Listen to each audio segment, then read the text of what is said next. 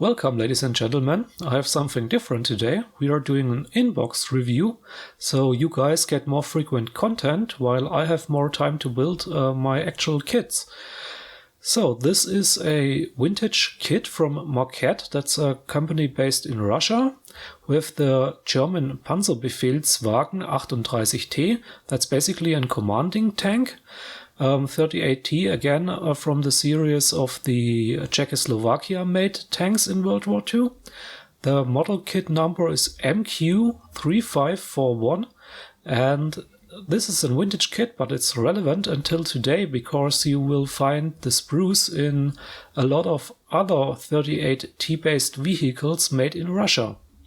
So, no further reading about this, let's get into it. The whole kit contains 8 sprues, a manual and a small sheet of decals. The most parts are very generic 38Ts.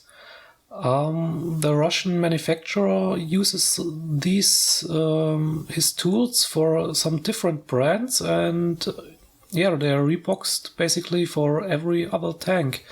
This sprue is special for this model designation, of course, but we see a generic turret sprue, a generic sprue for the side hull and interior, or exterior, I'm sorry.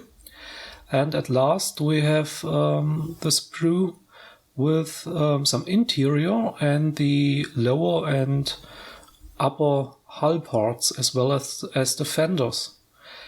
The manuals of this kit is basically just a few sheets of paper with not very detailed instructions.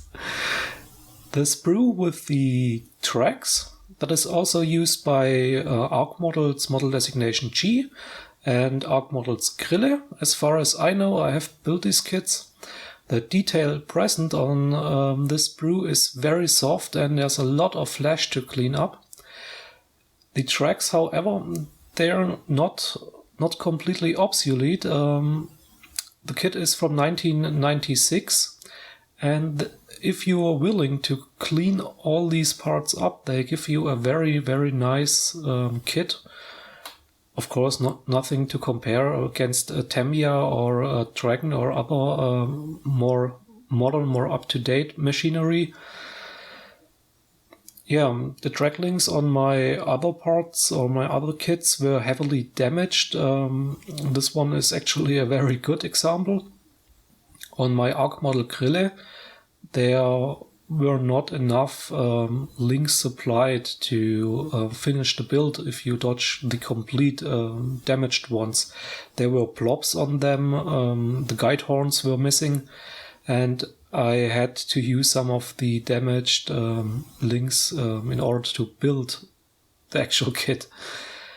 Nothing too dangerous with this one. Mine are fine. I can leave out some of them and complete the build. At least I hope so. Now let's look at the fender and lower hull. There's a lot of cleaning up to do too. The engine is not very over-engineered, everything is kept simple. The tank comes with a very, very basic interior, but at least we can leave the hatches open and show something is inside. That's a nice touch to the kit, I think. You have to clean up a lot of injector and extractor marks on the fenders. There's no problem at all. You won't see this part of the kit anyways, but yeah, a lot of cleaning up to do wherever you look. The detail present is good enough. It's not the highest standard. It's okay for the price range this kit comes in. I paid a bargain. I buy these kits from a collector who is reducing his stash. But they retail about 20 euros when you buy them from Ark Model, for example. This is a generic side hull of the 38T. I have the same dents in there as I had to deal with my 38T model designation G.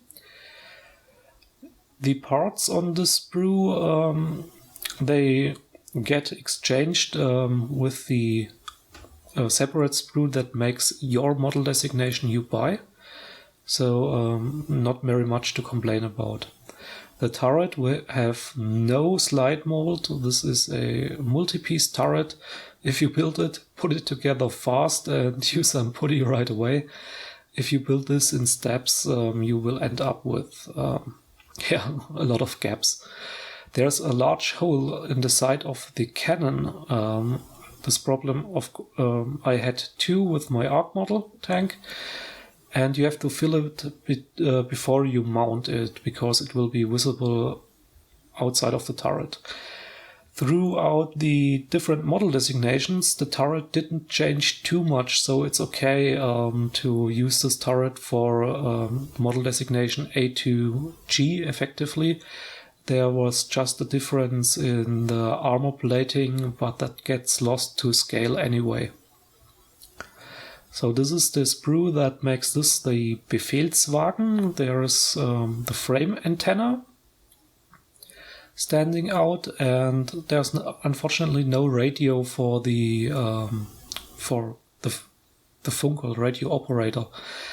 The parts missing are beams, I show them later, and these are the front armor plates that makes this tank a model designation C or D, or if you want to say so, a Befehlswagen, basically from A to D. The 38T had a curved front armor plate until model designation D, that was the last one.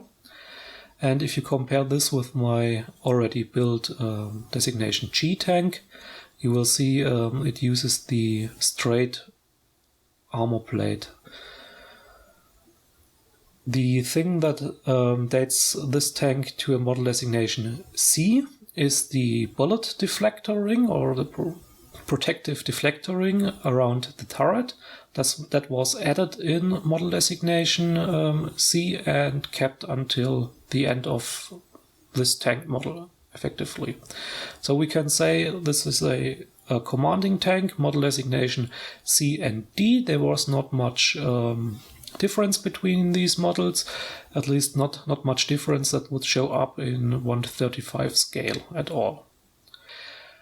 The deck holds are not very basic. At least with my Ark Model one, that settled nicely. Let's have a look inside the manual.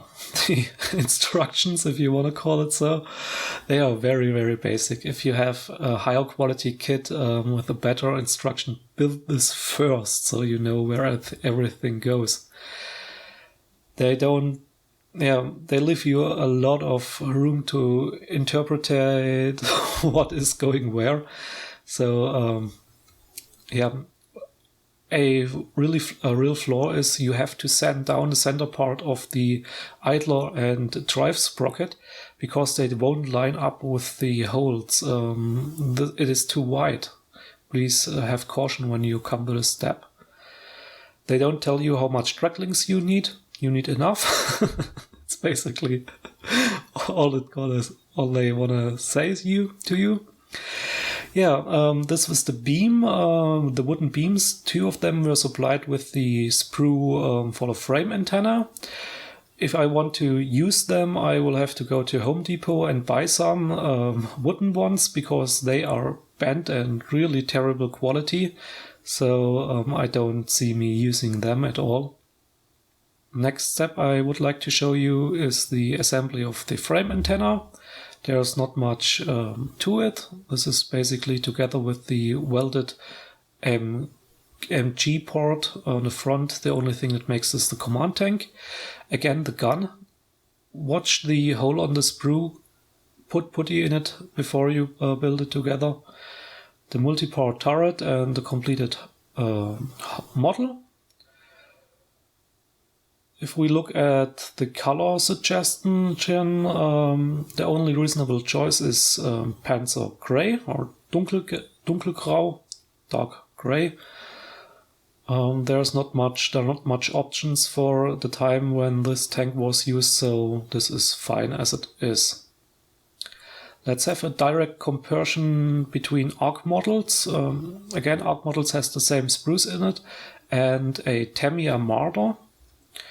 You will see the detail. It's basically next to this on the same level from detail that is present. The Ark Model, or Maquette in this case, they have a little bit more detailed tracks, but the overall building experience on a Tamiya kit is much advanced. I had much more fun building the Tamiya kit than I had building the Ark Model one, and the same will be true for the Maquette kit.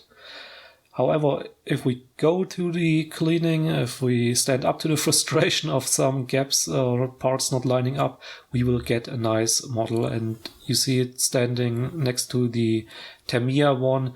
It is not much worse.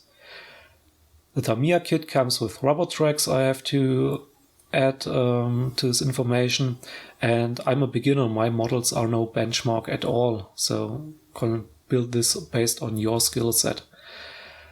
I wish you guys have fun with the models you build. If you like this content, please give me a comment so I can update this more frequently. If you have any questions, feel free to contact me. I wish you guys again happy modeling. See you guys next time.